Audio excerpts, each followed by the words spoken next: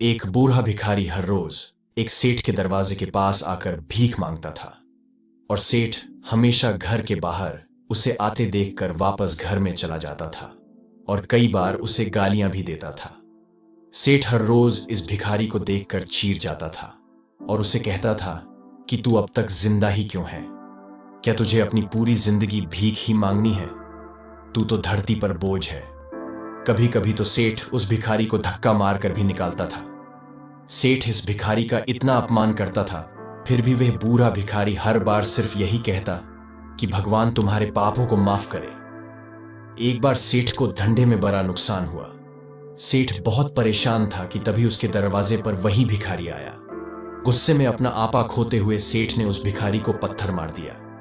पत्थर लगने की वजह से भिखारी का सर फूट गया और उसके सर से खून बहने लगा। फिर भी दर्द से कतराते हुए भिखारी ने इतना ही कहा, भगवान तुम्हारे पापों को माफ करे। भिखारी वहां से चला गया। सेठ सोच में पड़ गए कि मैंने भिखारी को पत्थर मारा, फिर भी उसने सिर्फ मेरे लिए अच्छा ही बोला। सेठ का गुस्सा शांत हुआ और अब उन्हें इस भिखारी का रहस्य जानने का मन किया। सेठ ने भिखारी का पीछा करना शुरू कर दिया। भिखारी जहां जहां जाता सेठ उसके पीछे जाता। सेठ ने देखा कि कोई उसको खाना देता तो कोई उसको मारता, तो कोई अपमानित करता तो कोई गाली देता। लोग भिखारी के साथ चाहे कितना भी गलत व्यवहार क्यों ना कर ले, ये भिखारी तो सबके लिए एक ही प्रार्थना करता, भगवान तुम्हारे पाप माफ करें। अब रात होने वाली थी। भिखारी अपने घर जाने के लिए लौटा। वो अपने घर पहुंच गया, लेकिन सेठ अब भी उसका पीछा ही कर रहा था। एक पुरानी टूटी हुई झोपड़ी में एक बूढ़ी औरत लेटी हुई थी। वह काफी कमजोर और बीमार लग रही थी।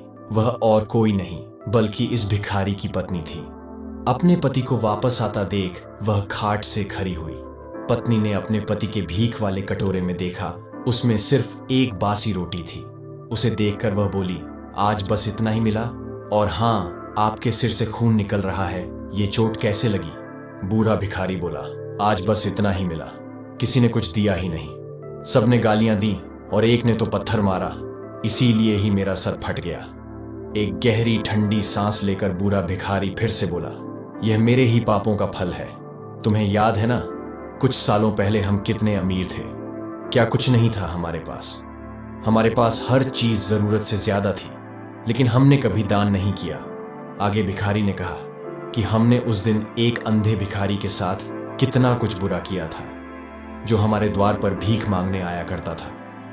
पत्नी की आंखों में आंसू आ गए।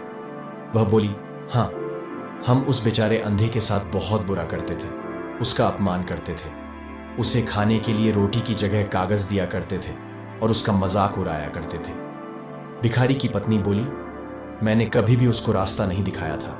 एक बार मैंने उसके मुंह पर मिट्टी भी फेंकी थी और वह हमेशा दुखी होकर यही कहता कि भगवान तुम्हें तुम्हारे की सजा देगा, भगवान तुम्हारे पापों की सजा जरूर देगा। उसका श्राप सच हुआ और हम इस दुख भरी जिंदगी में आ गए। भिखारी बोला, हाँ, उसका श्राप सच हुआ और इसलिए ही मैं किसी को बद्दुआ नहीं देता हूं। चाहे कोई मेरे साथ कैसा भी बर्ताव क्यों ना करे, मैं हमेशा उसके लिए प्रार्थना करता हूं। मैं नहीं चाहता कि कोई भी हमारे जैसे जिंदगी का अनुभव करे।